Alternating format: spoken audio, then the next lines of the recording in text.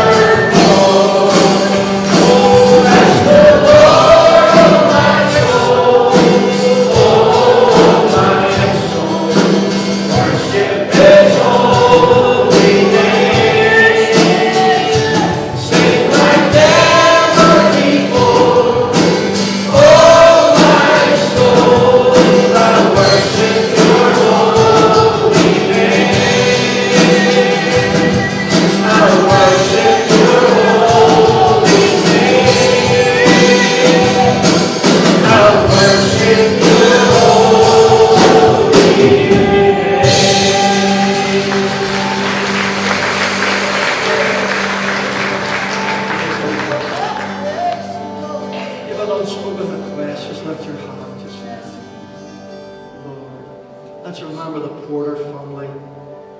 Father died last night, and also mother has dementia.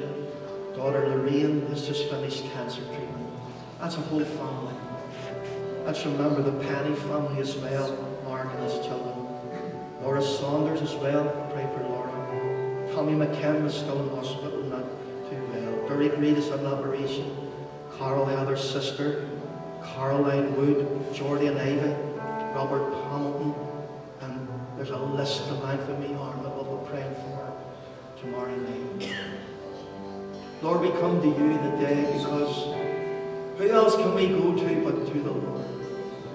We come because there's love, there's grace, there's forgiveness, there's healing, there's comfort. Lord, I'm asking you today, for those that are grieving, will you comfort them? Would you wrap your loving arms around them? Let them know that they're not alone even in the midst of their sorrow. Comfort them, Lord, and strengthen them, and give them hope beyond this world. That one day will be a reunion. Bless those who are sick, Lord. Touch them with your healing arm. Those that are waiting on results, those that are going for operations, Lord, give them a speedy recovery. Bless your people today. Lord, we ask you for Ukraine. We ask you for Russia. We ask you for our own country and our own nation. Lord, we need you. We need you to step in. May this world see the divine intervention of Almighty God. Now, Lord, as we just shut ourselves in to remember you and what you did on that cross for us all those years ago, will you draw close to each and every one of us? And may we remember you from the bottom of our hearts. In Jesus' lovely name. Thank you for Lawrence and Diana. Thank you for that wonderful witness of what you're doing in this church and in people's lives. Thank you for that wee blessing today that we made up as family. Thank you, Lord Jesus. Amen. Amen. Amen. You may be seated, brothers and sisters.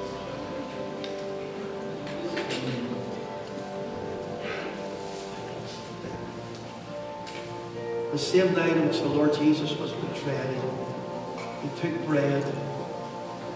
When he had given thanks, he blessed it, he broke it, he gave it to his disciples and said, "Take, eat, this is my body given for you. This do in remembrance of me." After the same manner, he also took the cup. And when he had supped, saying, "This cup is a new covenant, shed for many in my blood for the remission, forgiveness of sins. As often as you eat this bread and drink this cup, you show the Lord's death till he comes." Let's come to this table today with reverence, with respect, with love, gratitude, thankfulness of what he's done for us. He took bread. It's only a symbol. It's a symbol of what he done for you. Give us life for your remembrance. Thank you for the bread, Lord.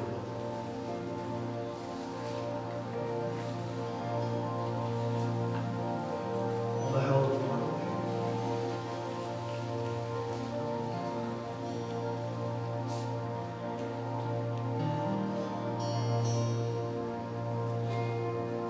The old rugged cross.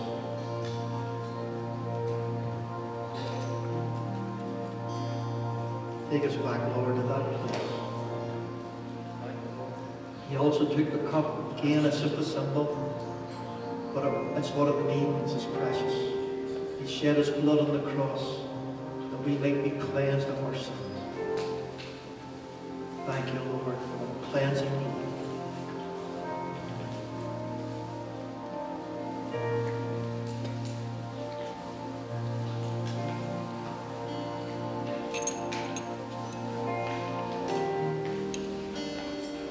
Thank you, Lord Jesus.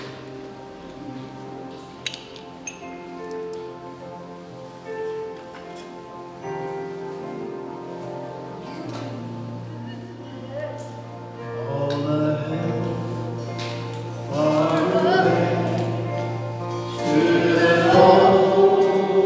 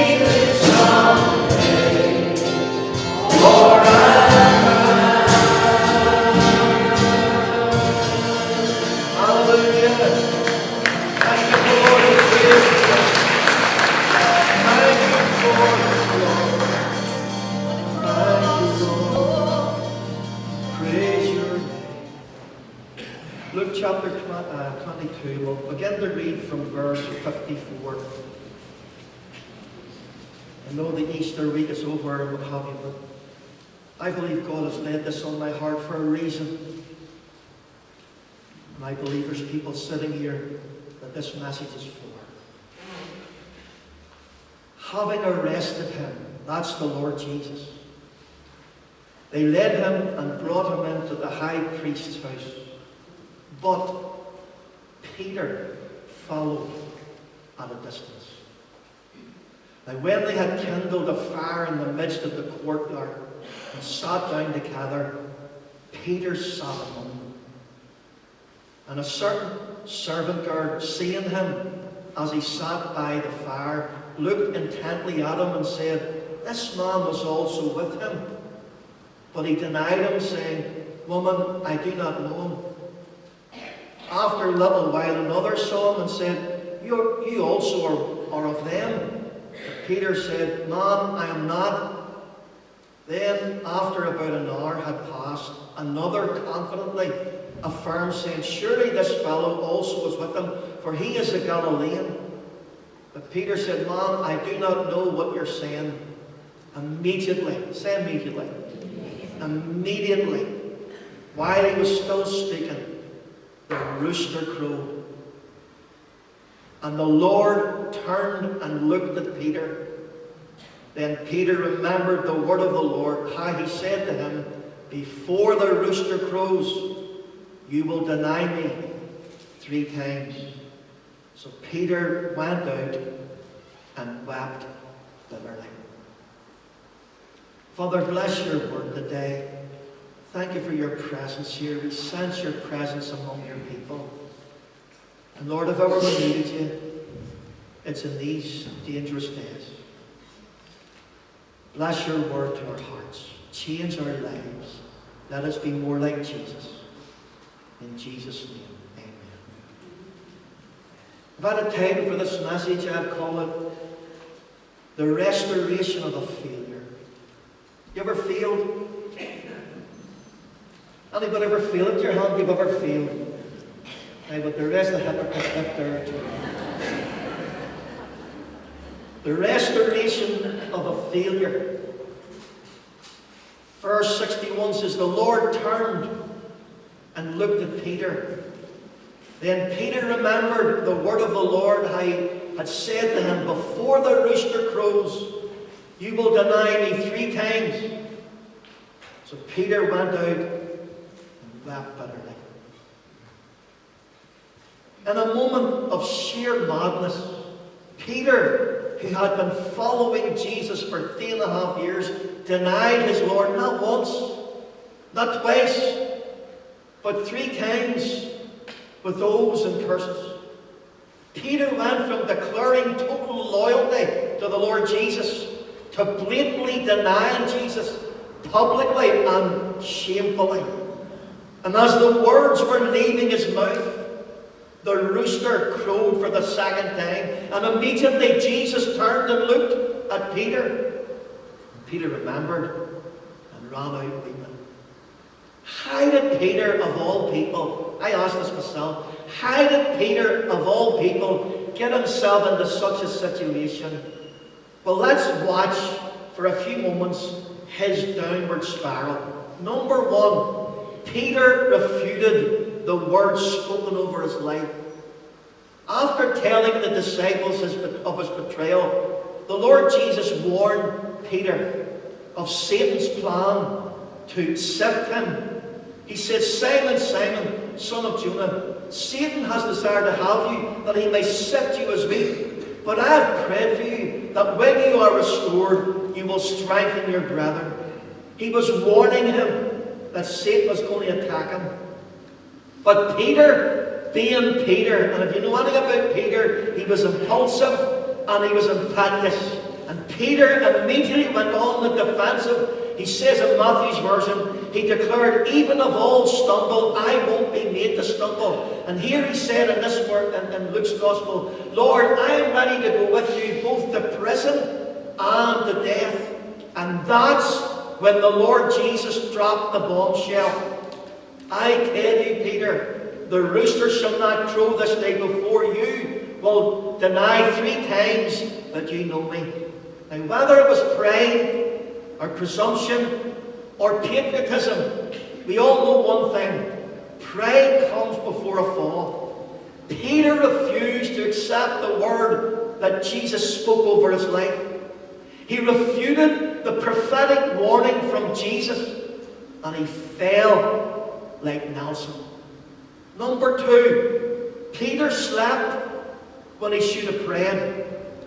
In the Garden of Gethsemane, Jesus said to the disciples, watch and pray, lest you enter into temptation. The spirit indeed is willing, but the flesh is weak. And when he came back from praying, he found the disciples sleeping. And who does he turn to first? Peter. What, Peter, he says, could you not watch with me 1 hour? This is the guy who's going to go to prison and going to die with me, and you couldn't even watch in prayer for 1 hour. In fact, 3 times Jesus returned and found them sleeping, Peter included. Sadly, because of their prayerlessness, when Judas came with a mob that betrayed Jesus, Peter reacted in the flesh, cut off a servant's ear, and leaving the Lord Jesus to heal him. And I want to leave this. Prayerless believers always react in the flesh,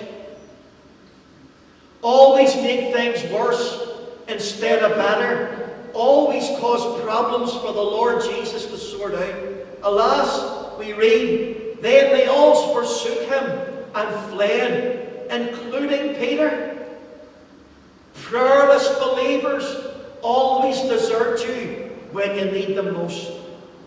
Number 3, Peter tried to follow Jesus at a distance.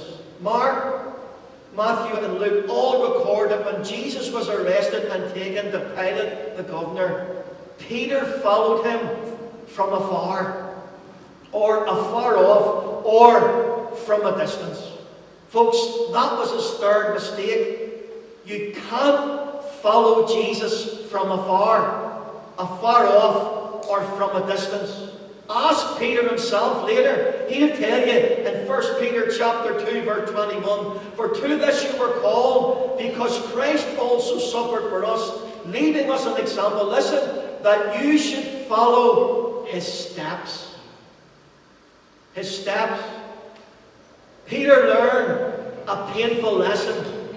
If you're going to follow Jesus, you need to follow in his steps, not from afar. Right behind him, not afar off. In step with Jesus, not from a distance. Peter followed from a distance. What do you listen now? And ended up the wrong man in the wrong place, among the wrong people, warming his hands at the wrong fire and saying the wrong things. That's what happens when you follow at a distance. Now watch. The wrong man in the wrong place. There are places a Christian ought to stay away from. Amen? Among their own people, bad company corrupts good manners. Warming his hands at the wrong fire. Listen, it was night, and that fire exposed Peter in the darkness, and they recognized he was a follower of Jesus, even though he refused to admit it. And that's when Peter ended up saying the wrong things. Watch this. Peter not only denied Jesus 3 times, but he did so with oaths and curses. That's how low Peter stood, trying to convince others that he wasn't a Christian. Peter tried to blend in, and the more he tried, the worse he got. You see, the light will always stand out in the darkness. Amen. Suddenly, on the third denial, while cursing, swearing, and denying Jesus, the rooster crowed, and Peter heard it. Listen to this now. Aye, and so did Jesus. So did Jesus. For Jesus, the Lord turned and looked at Peter. That's when Peter remembered the word of the Lord. Before the rooster crows, you will deny me 3 times. That one look was all it took. One look from Jesus, and Peter remembered the words Jesus spoke over his life. He remembered the Lord's prophetic warning, now being fulfilled right before his very eyes. He remembered his own stubborn refusal to accept Jesus' word, his contemptuous reaction towards Jesus in front of the disciples, and his arrogant rebuttal that he would never deny his Lord. Others may, but not him. And when the rooster crowed the second time, the Lord turned and looked at Peter. Do you know what I also noticed there? Are you still with me? If you're still with me, give us a wave. You know what I noticed there? It tells me something here. Jesus must have been within distance to recognize Peter's voice. Do you know what that means? Sadly, he also heard him cursing, swearing, and blatantly denying that he knew him. And that's when the Lord turned and looked at Peter. Boy, what a time for the Lord to turn and look at you when you're a mess and when you're ashamed. But that's when Peter remembered Jesus' words came back to haunt Peter. And Jesus' look pierced Peter's hardened shell, tore down Peter's defenses, and melted Peter's heart. Peter remembered the word of the Lord that Jesus had spoke, and he ran out and wept bitterly. A failure. As far as Peter was concerned, he was a failure. He was finished. There was no way back. And running out, it tells us in another translation, he burst into a flood of tears, weeping uncontrollably. Controllably, sorry. You see, those tears that Jesus saw were not only tears of remorse and regret that he let his Lord down, but I believe they were tears of repentance. Jesus saw those tears. Yes, he heard the swearing, and he heard the denying, and he heard the curses, but he saw his tears. Jesus' look was not only a look of anger, or disgust, or condemnation, not "I told you so," or "you should have listened to me," or "it serves you right." No. Jesus' look was a look of love. That one look was worth 1,000 words. And that one look from Jesus declared, "You failed, but you're not forgotten. You failed, but you're not finished." I'm talking to somebody today. You failed. Well, he's saying to you, you're not forgotten. You failed, but you're not finished. Sadly, many in church today would have cancelled Peter out, excommunicated him or ostracized him, but not Jesus. Amen? Not Jesus. Jesus' look was a look of unconditional love. Do you know what love says in 1 Corinthians 13? Love bears all things. That's the strength of God's love. Love believes all things. That's the sincerity of God's love. Love hopes all things. That's the saints of God's love. And love endures all things. That's the stamina of God's love. I said that in Lawrence's wedding on Tuesday. And notice this. It also says this. Love never fails. Love never fails. Isn't that beautiful? Love never fails. Even though for those who have failed badly, love never fails. In Mark chapter 16, on Resurrection Day, the angel declared to the woman, we need to hear this, "He is risen. Come see the place where the Lord lay." And then they said this, "But go and tell his disciples," we need to hear this, "and Peter." Isn't that brilliant?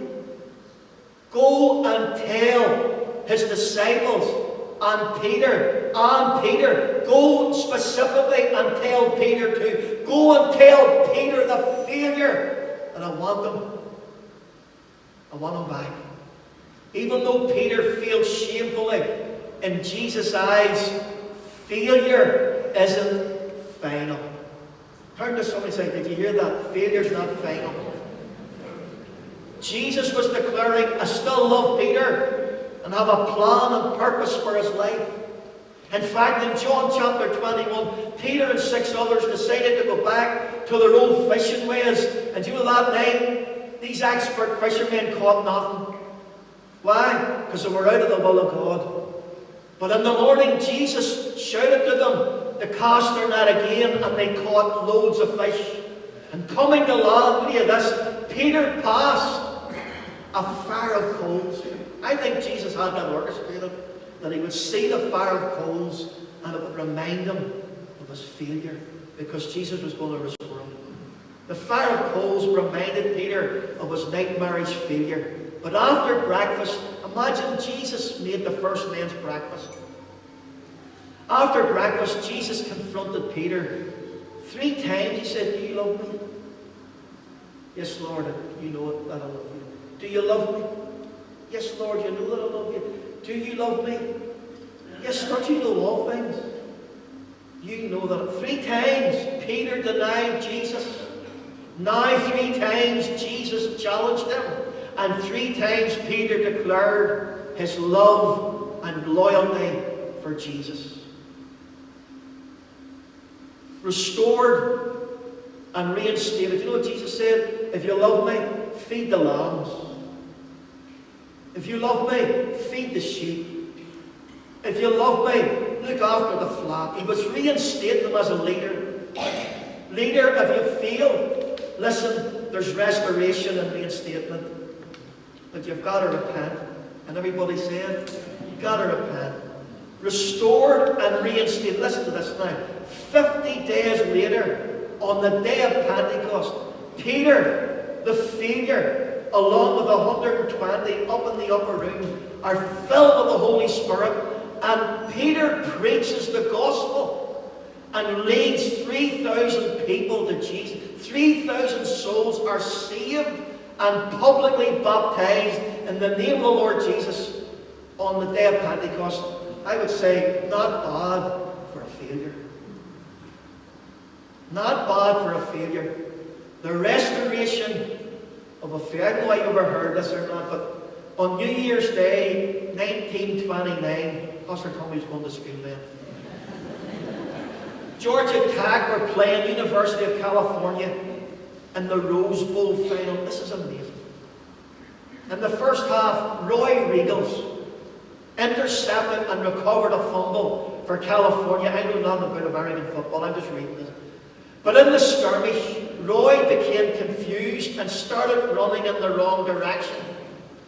As the crowd watched in disbelief, his teammates couldn't believe it either. One tried to tackle him yards before he touched down and scored for the opposing team. At half-time, the California players sat waiting for the coach to speak. Regals hid in the corner, devastated, face in his hands, crying like a wee baby. The coach said, the same team will start the second half, including Roy. As the players went out, Regals never moved. Roy, did you hear me? Regals replied, I can't face that crowd again, coach. The coach went over, put his hand on Roy's shoulder and said, son, get up and go out there. The game is only half over, and I need you to go out there and give me the best you've got. And he did. To this day, supporters still say they've never seen a man play football as Roy Regals played in that first half. And later he said this to a friend. When I realised my coach still believed in me, I could do nothing less than give him my best. What a story. Brother, sister, friend, have you failed? Have you failed? Have you failed big time? Have you let the Lord down big time? You've let Jesus down, others down, yourself down, and you can't bear to be seen. Well, listen, in Jesus' eyes, you've failed, but you're not forgotten. You've failed, but you're not finished. Brother, sister, friend, it's not over. There's another half to play. There's still time. Get up, go back, and start again. Like Samson, who cried, Lord, strengthen me one more time. And he did. David cried, restore unto me the joy of my salvation. And he did. Peter cried, Lord, you know all things. You know that I love you. And he did. Jesus specializes in restoring failures. He restored the man's withered hand. He restored sight to a blind man. The Bible says, I will restore unto you the years the locusts have eaten. Personally, I know the guilt of failure. As a young teenager at 12, I accepted Jesus Christ into my heart in Rathfarn, in my brother John's house, on my knees in his living room. Went on for a year. There was about 5 of us all together. And sadly, we took our eyes off Jesus, got into their own company, and ended up doing their own things. And I lived for the next 9 years, 10 years, living with guilt and shame. Couldn't look at Christians because of shame and disgrace. I let Jesus down. But at 21 years of age, he came back for me. And though I had failed, he forgave me and gave me another chance. Jesus is here today, looking at a failure with the view to restore. Do you need restored today? Have you failed and you need forgiven today? Have you let him down and you need to get up again and start again? The one who restored Peter can restore you. Oh, where you're at. I'm forgiven, 'cause you were forsaken. I'm accepted, you were condemned. I'm alive, the Spirit is within me, because you died and rose again. Let's sing it again. I'm forgiven, 'cause you were forsaken. I'm accepted, you are condemned. I'm alive, the Spirit is within me, because you died and rose again. Amazing love. Amazing love, my enemy.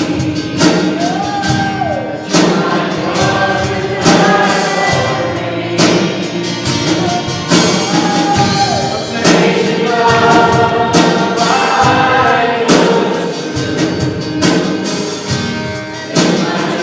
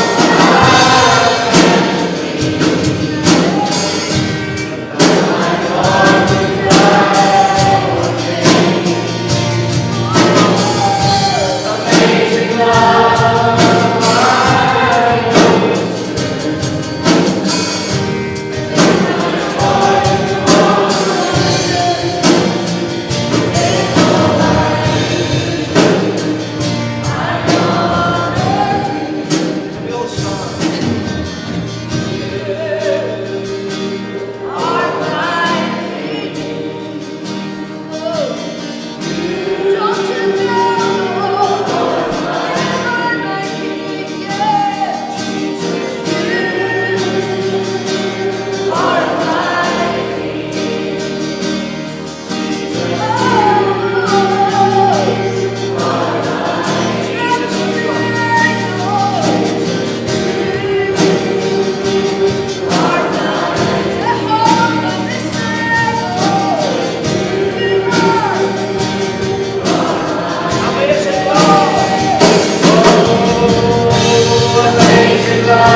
love, my